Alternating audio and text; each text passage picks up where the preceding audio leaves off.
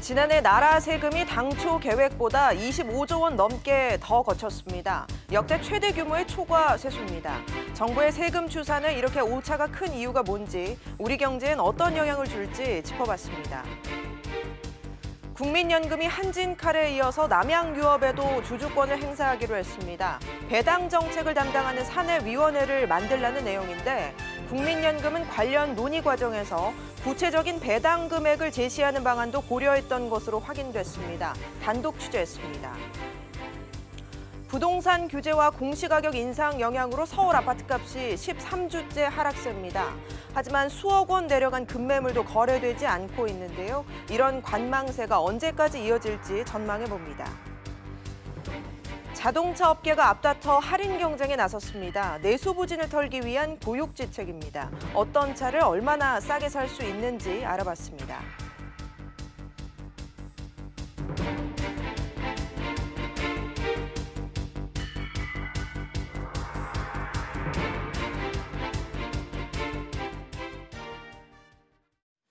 여러분 안녕하십니까? 지난해 국세가 당초 계획보다 25조 4천억 원 더 거친 것으로 나타났습니다. 역대 가장 많은 초과 세수 규모인데요. 때문에 정부의 세수 추산 정확성이 떨어진다는 지적이 나옵니다. 취재기자 연결해서 자세한 내용 알아보겠습니다. 정인아 기자, 우선 지난해 거친 세금 규모가 어느 정도였습니까? 네, 기획재정부가 지난해 거둔 돈과 나간 돈을 따져서 발표했는데요. 국세로 얼마를 걷었는가 따져보니 대략 293조 6천억 원으로 집계됐습니다. 정부는 예산을 짤 때 어느 정도로 세금을 걷겠다라는 세수 추계라는 것을 하는데요. 정부가 당초 예상했던 세수는 268조 1천억 원이었습니다. 결국 정부가 예상했던 것보다 25조 4천억 원을 더 많이 걷은 겁니다. 최근 3년 동안 정부가 예상했던 세수보다 세금을 더 많이 걷고 있는데요. 지난해 집계된 초과 세수 금액은 역대 최대입니다. 네, 25조 원이 넘게 예상 세수가 틀렸다는 얘기인데 왜 이렇게 차이가 나는 겁니까? 네, 반도체와 주식, 부동산이 예상보다 더 호황을 누려 세수가 늘어났다는 게 정부의 설명입니다. 법인세가 지난해 70조 9천억 원을 거둔 것으로 집계됐는데 이는 예산보다 7조 9천억 원 많은 수치입니다. 2017년보다 11조 8천억 원이 늘어난 수준입니다. 양도소득세와 근로소득세도 계획보다 많이 징수됐는데요. 특히 소득세는 예산보다 11조 6천억 원 많은 84조 5천억 원이 거쳤습니다. 또 주식거래대금이 늘면서 증권거래세도 계획보다 2조 2천억 원 더 걷었습니다. 정 기자, 거둔 세금 가운데 정부가 사용하고 남은 세금은 어느 정도고 어떻게 쓰이는 겁니까? 네, 기재부는 세금을 걷어서 정부 사업으로 쓰고 남은 금액이 총 16조 5천억 원이며 이 중 2019년도로 이월된 3조 3천억 원을 제외한 그야말로 순수하게 남은 돈인 세계잉여금이 총 13조 2천억 원이라고 밝혔습니다. 세계잉여금은 2015년부터 지난해까지 4년 연속 흑자를 냈는데요. 정부는 예산 대비 초과 세입으로 인해 세계잉여금도 흑자를 기록했다고 설명했습니다.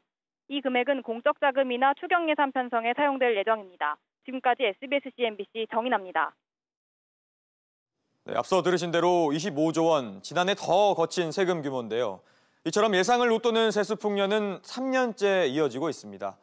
규모도 매년 늘고 있는데 나라 살림 계산이 이렇게 빗나가다 보니 왜 이런 일이 계속되느냐라는 궁금증이 이어지고 있습니다. 장가희 기자 보도합니다.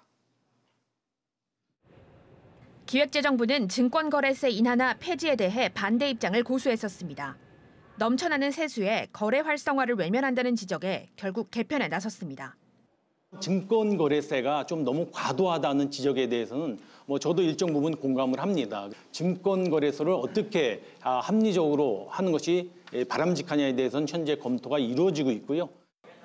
초과 세수 규모는 매년 불어나고 있습니다. 3년 전 19조 7천억 원, 2017년 23조 1천억 원이었던 것이 지난해에는 25조 원을 넘었습니다. 정부가 예상한 세수보다 더 많이 세금을 걷는 이유는 무엇일까? 실제 경제 상황에서 많은 돌발 변수들이 나오기 때문이란 게 기재부의 설명입니다.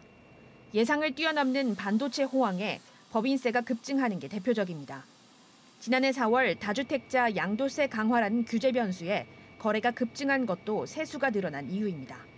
작년도 반도체 등 수출 호재에 따른 법인세 7조 9천억 원의 추가적인 증가, 그리고 부동산 거래 증가에 따른 양도소득세가 7조 7천억 원 추가적으로 증가했으며 법인세는 기업이 1년 전 발생한 수입에 대해 세금을 내는 구조여서 1년 이상 시차가 생기는 것도 초과세수의 원인입니다.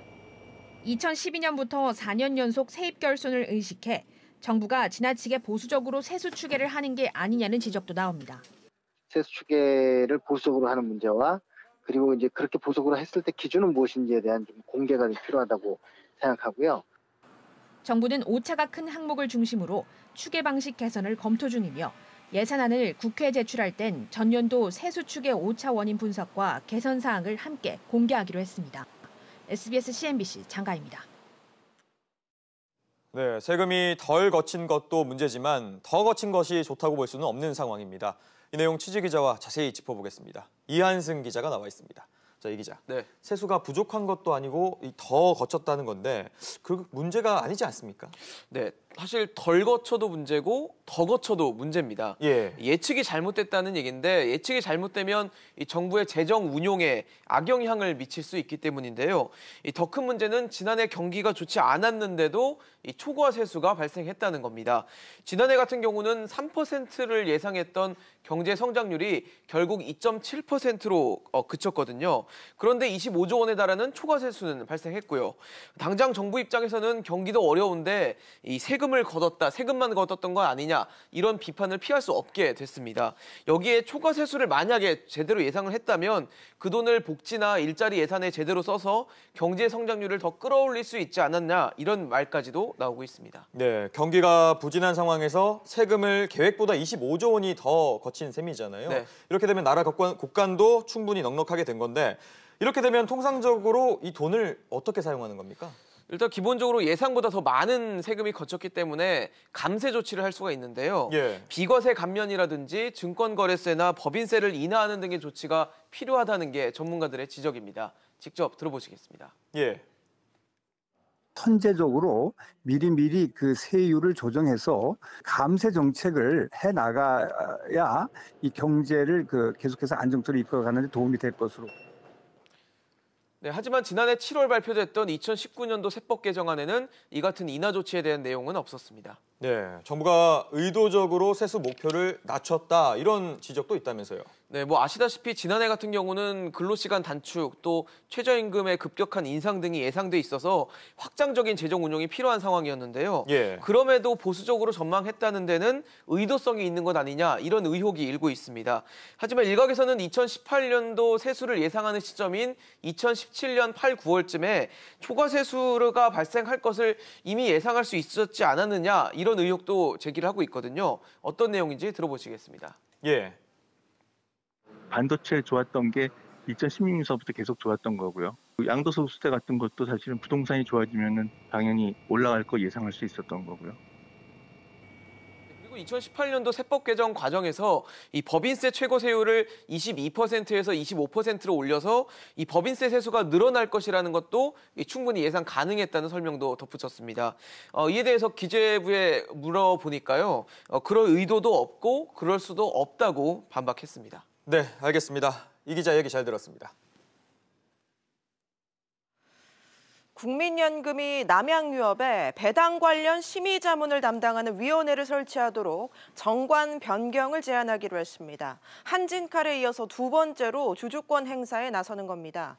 이 같은 결정을 한 국민연금의 회의 자료를 SBS CNBC가 입수했는데요. 구체적인 배당 금액을 못 박아 제안하는 방안도 논의 과정에 포함됐던 것으로 확인됐습니다. 이한나 기자의 단독 보도입니다. 국민연금 수탁자 책임 전문위원회가 어제 주주권 행사 분과위원회에서 논의한 안건 자료입니다. 배당 관련 공개 중점 관리 기업인 남양유업에 대해 3가지 주주 제한 행사 방안이 담겨 있습니다. 1안은 남양유업이 이사회와 별도의 위원회를 설치토록 하는 방안. 2안은 현재 주당 1,000원에 불과한 낮은 배당액을 보통 주식 한 주당 15,341원을 요구하는 방안. 그리고 3안은 위원회도 설치하고 배당금도 명시해서 요구하는 즉 1안과 2안을 동시에 시행하는 방안입니다. 위원회는 이 가운데 1안을 최종 방안으로 선택하고 보다 강력한 2안과 3안은 폐기했습니다. 배당 금액을 어느 정도까지 설정하느냐 이게 조금 논란이 있었거든요. 구체적인 수치를 제시하는 건 좀 바람직하지 않다라는 기금이 논의가 있었어요. 그래서 그 결과를 좀 존중해야 되지 않느냐. 이번 국민연금 결정에 대해 남양유업은 아직 제안서가 접수되진 않았지만 다음 달 주주총회에 상정하겠다고 밝혔습니다. 매출이 1조 2천억인데 영업이익이 51억, 배당할 여력이 많지 않았던 거고요. 그 제안 내용을 2019년 올해 정기주주총회에 정식 안건으로 상정을 시켜서 주주들의 의견을 묻고 그거를 정책에 반영하겠다라는 게 공식 입장이고요. 어제 회의에서는 배당 관련 국민연금의 활동 경과도 보고됐는데 남양유업과 현대그린푸드 등 중점관리기업에 대한 배당 정책 개선 경과도 보고됐습니다. 특히 배당 정책 개선 대상 기업에 롯데케미칼과 롯데하이마트, 동국제약 그리고 네이버 등 4곳이 포함된 것이 확인됐습니다. SBS CNBC 이한나입니다. 네, 보신 것처럼 국민연금은 3가지 방안 가운데 배당금은 명시하지 않고 위원회 설치만 요구하는 어찌 보면 가장 강도가 약한 방안을 선택했습니다. 이 제안이 주주총회에서 통과가 될지, 통과되지 않는다면 국민연금은 어떻게 대응할지 취재기자와 짚어보겠습니다. 권세욱 기자가 나와 있습니다. 권 기자, 네. 국민연금의 배당 문제에 있어서 주주권을 행사하는 단계가 있다고 하는데 이 부분을 먼저 좀 정리할 필요가 있을 것 같습니다. 네, 국민연금은 지난 2015년 6월에 주주 가치를 제고하고 기금의 수익성과 안정성을 높이기 위해서 배당 관련 의사결정 기준과 절차를 기금위원회 의결로 마련을 했습니다. 이를 토대로 국민연금은 먼저 배당을 합리적으로 하지 않는 기업을 선정해 비공개 대화에 들어갑니다. 여기서 국민연금은 우호적인 대화를 추진한다고 명시했습니다. 대화를 했는데도 다음 정기주총까지 개선이 없다면 해당 기업을 2단계인 비공개 중점 관리 기업으로 선정해 배당 정책을 세우도록 유도합니다. 만약 비공개 중점 관리 기업으로 선정이 됐는데도 다음 정기주총까지 변화가 없다면 공개 중점 관리 기업으로 전환이 됩니다. 이때 국민연금은 배당과 관련해서 주주 제안을 직접 하거나 다른 주주의 참여 요청에 선별적으로 참여를 할 수 있게 됩니다. 네, 그럼 남양유업도 이 절차를 거쳤을 테고 네. 국민연금이 여러 가지 요구를 했겠네요. 네, 그렇습니다. 남양유업은 지난 2016년 6월에 배당과 관련한 대화 대상 기업으로 선정이 됐습니다. 하지만 남양유업이 개선이 되지 않자 국민연금은 다음해인 2017년 6월에 비공개 중점 관리 기업으로 그리고 지난해 공개 중점 관리 기업으로 선정을 하고 이 내용을 홈페이지에 공개까지 했습니다. 국민연금은 이에 따라 지난해 3월 남양유업의 정기주총 때 일부 안건에 반대 의결권을 행사하기도 했습니다. 국민연금은 지난해 5월에 남양유업에 새로운 배당 정책 계획을 내놓을 것을 요청을 했지만 회사 측은 기존대로 주당 1,000원 정도의 배당 정책을 유지를 하겠다고 밝혀 국민연금과 이견을 보였습니다. 네. 그런데 남양유업이 이 제안을 거부하거나 주총에서 통과가 되지 않을 경우엔 어떻게 되는 건가요? 네, 일단 국민연금의 주주 제안이 다음 달 남양유업의 주주총회를 통과할 가능성은 낮은 것으로 분석이 됩니다. 남양유업의 지분은 최대 주주인 홍원식 회장이 51%를 보유한 것을 포함해서 오너 일가가 53.85%로 지분이 과반을 넘어서기 때문입니다. 네. 국민연금은 2대 주주이긴 하지만 보시는 것처럼 지분이 6.55%에 불과해서 지분 격차가 큰 상황입니다. 어제 회의에서도 정관 변경 제안이 성사되지 못할 경우에 대비한 대응 전략이 또 논의가 됐었는데요. 남양유업이 정당한 사유 없이 거부를 하느냐, 또 그에 상응하는 남양유업의 의안이 주총에서 가결되느냐 등에 따라서 국민연금의 대응 수준이 달라지게 됩니다. 만약 남양유업이 국민연금의 주주 제안에 대한 주총 결의 자체를 하지 않는다고 하면 국민연금은 손해배상까지도 청구를 할 수 있습니다. 알겠습니다. 남양유업이 어떻게 대응할지 지켜봐야겠군요. 권 기자 잘 들었습니다. 서울 아파트값이 이번 주에도 하락세를 이어갔습니다. 13주 연속인데요. 가격이 떨어지면서 이른바 거래 빙하기도 지속되고 있습니다. 강산 기자입니다. 서울 이촌동의 한 아파트 단지입니다. 용산 개발 계획이 나오면서 한때 가파르게 가격이 올랐지만 최근 들어 2억 원 이상 가격이 떨어졌습니다. 작년 기준으로 그 84제곱미터가 16억 5천 정도까지 쳤다가 9.13 대책 이후에는 좀 쭉 떨어져서 지금 현재 나오는 금액은 14억대까지. 이번 주 서울 아파트 값은 지난주에 비해 0.08% 떨어져 13주 연속 하락세를 이어갔습니다. 이는 지난 2013년 8월 이후 5년여 만에 가장 오랜 시간 동안 떨어진 겁니다. 매매도 크게 줄었습니다. 지난달 서울 아파트 매매 거래량은 1,800여 건으로 지난해 1월과 비교하면 80% 넘게 줄었습니다. 특히 강남과 송파 등 강남 4구의 거래가 크게 떨어졌습니다. 2월 말에 입주하는 새 아파트가 있는데 지금 예전 같으면은 한 달에 20-30건씩 거래돼야지 마땅한데 지금은 한두 건 더 거래가 어려운 상태여서 거래는 거의 말살된 상태라고 봐야죠. 한편 이번 주 서울 아파트 전셋값도 0.18% 떨어져 15주 연속 하락세를 이어갔습니다. SBS CNBC 강산입니다. 네, 부동산 시장 분위기는 취재 기자와 자세히 짚어보겠습니다. 황인표 기자가 나와 있습니다. 자, 황 기자. 네. 매매가 거의 없다고 하는데 보통 이 통상 새학기 시작하기 전에 직전인 지금이 이사철이라고 봐야 되잖아요. 네, 그렇습니다. 이 봄철 이사 수요가 줄어들었다고 봐야 될까요? 꼭 그런 거는 아닌데요. 이 통계를 다시 살펴보면 그 집을 사는 대신에 빌리려는 수요는 지금 계속해서 꾸준하게 늘고 있는 것으로 나타나고 있습니다.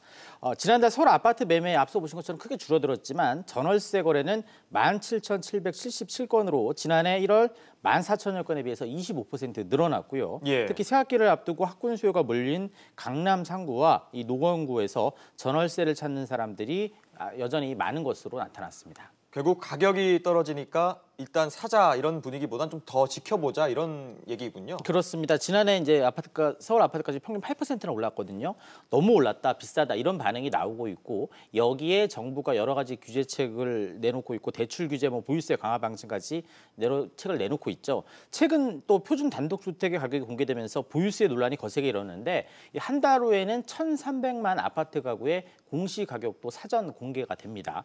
지난해 크게 올랐던 아파트 값이 반영되면 이제 종합부동산세를 새로 내야 되는 아파트도 크게 늘어날 것으로 예상이 되고요. 세금 부담 역시 대부분의 서울 아파트 값이 크게 늘어날 것으로 예상이 되면서 아파트를 사려는 수요 역시 더욱더 크게 많이 위축될 것으로 예상이 됩니다. 결국 수요자 입장에선 어느 정도 가격을 낮춘 아파트가 이 시장의 매물로 나와야 이 거래가 조금씩 이뤄지기 시작할 것이라는 게 이 전문가의 의견입니다. 얘기 한번 들어보시죠. 집을 사려는 수요자들의 심리가 한마디로 꽁꽁 얼어붙어 있는 상황인데요. 가격 메리트가 어느 정도 부각이 되거나 바닥을 쳤다는 신호가 있어야만이 거래가 어느 정도 이루어질 것으로 예상이 됩니다. 황 기자, 그렇다면 남은 변수들은 뭐가 있을까요? 네, 지난해 11월에 있었던 기준금리 인상이 올해 안에 또 몇 차례 있을지도 좀 변수입니다. 빚을 내서 이제 금리가 올라가게 되면 빚을 내서 집을 사는 게 그만큼 더 어려워지기 때문입니다. 이 정부가 부동산 하락이 심상치 않다면서 추가 대책을 내놓을 그럴 가능성도 조금씩 얘기되고 있지만 실제로 가능성이 높아 보이지는 않는데요. 이 김현미 국토부 장관은 지금 집값이 서민이 집을 살 수 있게 된 정도는 아직 아닌 것 같다고 최근에 말을 한 적이 있고요. 또 김수현 청와대 정책실장도 이 집값과 관련해서 불안한 현상이 있다면 지체 없이 추가 대책을 마련하겠다고 말했습니다. 알겠습니다. 황 기자 얘기 잘 들었습니다.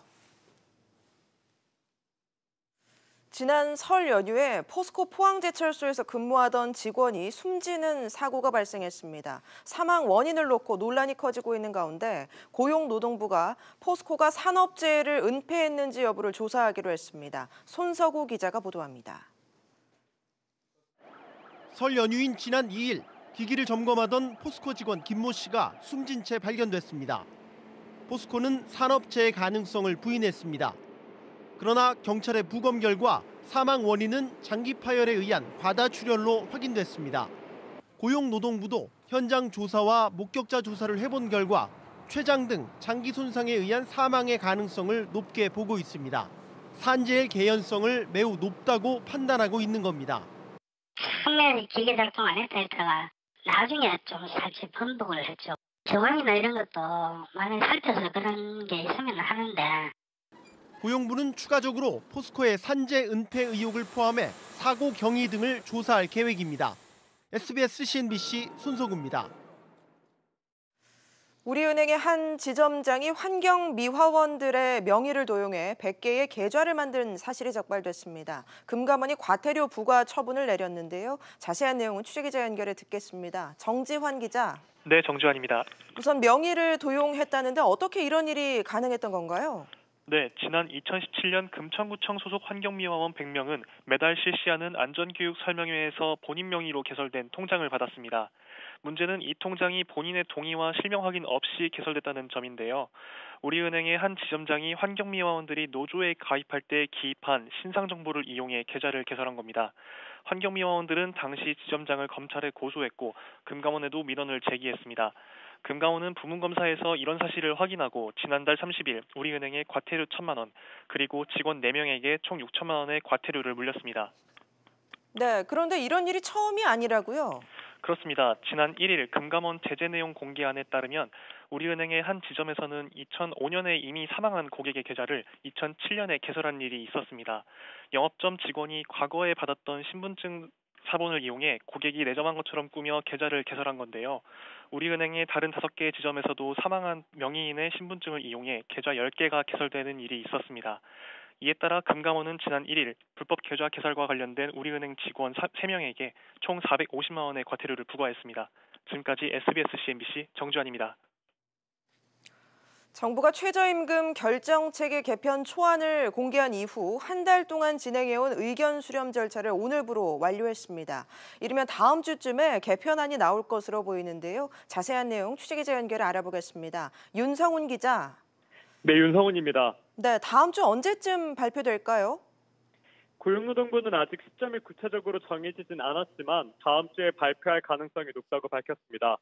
초안이 발표된 지난달 7일 이후 약 한 달간 의견 수렴이 이어졌는데 마지막으로 온라인 설문조사가 오늘 종료됐습니다. 초안에 한 달여간 모은 의견을 반영해 다음 주쯤 개편안이 발표될 것으로 보입니다. 네, 개편안이 초안에 비해서 많이 달라질 수도 있을까요? 크게 달라지진 않을 예정입니다. 정부가 당초 세운 계획에는 노동계 의견 수렴도 포함되어 있었는데요. 노동계가 정부의 일방적인 개편 진행에 반발하면서 토론회에 불참해 제대로 된 의견 수렴이 이뤄지지 못했습니다. 고용부 측도 초안에 담긴 기본 틀은 유지하되 구체적인 내용이 정해질 것이라고 밝혔습니다. 즉 초안의 핵심인 최저임금 결정위원회는 유지하고 각 위원회 위원 구성 등이 정해질 것이라는 설명입니다. 네, 또 다른 중요한 노동 현안인 탄력근로제 개편 논의는 어떻게 되고 있습니까? 경사노위 산하에 있는 노동시간 제도 개선위원회는 전체 회의를 열고 오는 18일까지 탄력근로제 개편 논의를 마무리하기로 했습니다. 개선위는 오는 13일 한 차례 회의를 하고 18일 마지막으로 회의를 진행해 탄력근로제 개편 논의를 끝낼 방침입니다. 지금까지 SBS CNBC 윤성훈입니다. 설 연휴가 끝나자 국내 완성차 업체 5곳이 앞다퉈 할인 경쟁에 들어갔습니다. 할인폭은 얼마나 되는지, 할인 경쟁에 나서는 업체들의 속사정은 무엇인지 윤지혜 기자가 살펴봤습니다. 연휴 분위기가 채 가시지도 않은 가운데 자동차 전시장과 대리점에는 소비자들의 발길로 분주합니다. 할인 혜택 때문입니다. 2월에서 6월까지 그럼 개소세 인하부터 굉장히 좀 큰 혜택이 돌아온다 그러면 당연히 구매력에 대한 부분은 더 땡길 수밖에 없을 것 같아요. 그래서 저도 지금 생각을 하고 있어서 겸사겸사 좀 둘러보게 됐습니다. 할인 경쟁에는 국내 완성차 업체 5곳이 앞다퉈 나서고 있습니다. 요새 안 그래도 저희 국산차 보면 해외차 못지않게 성능 기능도 많이 향상되어 있고 디자인도 좋고 해서 프로모션을 굳이 건다라고 하면 저희 소비자 입장에서는 좋은 소식이죠. 한국 GM은 이미 지난달 신차 이코녹스 등에 대해 300만 원 이상, 쌍용자동차는 넥스턴 등에 대해 200만 원 할인가를 내걸었습니다. 르노 삼성은 설명절이 지났지만 귀성협의 명목으로 최대 50만 원을 지원하고 기아차는 선착순 한정 판매로 7% 할인 행사를 진행하고 있습니다. 이 같은 할인 경쟁은 최근 내수 부진의 수입차 공세에 맞서기 위한 고육책으로 풀이됩니다. 지난해 수입차 판매량은 26만 대, 시장 점유율은 17%에 달해 역대 최고치를 기록했습니다. 6월까지 연장된 개소세 인하에 각종 할인 혜택까지 한겨울의 부진을 탈출하려는 국내 완성차 업체들의 경쟁이 뜨거워지면서 소비자들은 선택의 고민에 빠졌습니다. SBS CNBC 윤지혜입니다.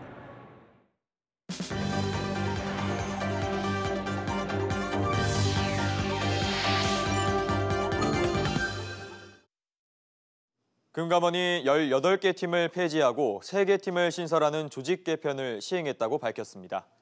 금감원은 검사조사부서 내 소규모 팀을 통폐합하는 대신 정원을 13명 늘렸습니다.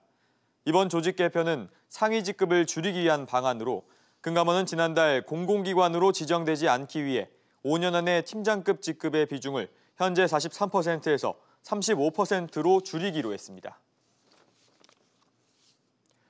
올해 상반기 제2, 제3회 광주형 일자리가 추진될 것으로 보입니다. 정태호 청와대 일자리 수석은 오늘 기자간담회에서 광주형 일자리가 전국으로 확산될 것이라며 이같이 밝혔습니다. 유력 검토 지역으로는 전북 군산과 경북 구미, 대구 등이 꼽힙니다. 이번 설 연휴 동안 인천공항을 이용한 여행객이 하루 평균 20만 명을 넘어 역대 최다 기록을 세웠습니다. 인천국제공항공사는 이달 1일부터 7일 사이 모두 141만 4천여 명이 공항을 이용했다고 밝혔습니다. 특히 연휴 둘째 날인 2일에는 22만 5천여 명이 몰려 하루 이용객 역대 최다 기록을 새로 세웠습니다. 세계 1위 조선사인 현대중공업이 세계 2위 대우조선해양 인수에 들어갔습니다. 두 회사의 합병은 한국조선업의 부활을 알리는 신호탄이 될 것으로 기대를 모으고 있는데요. 하지만 세계 경쟁 당국의 견제와 노조의 반발로 합병 과정이 순탄치만은 않을 것으로 보입니다. 한국 산업사의 분수령이 될 현대중공업과 대우조선해양의 합병, 오늘 밤 11시 취재 파일에서 짚어보겠습니다.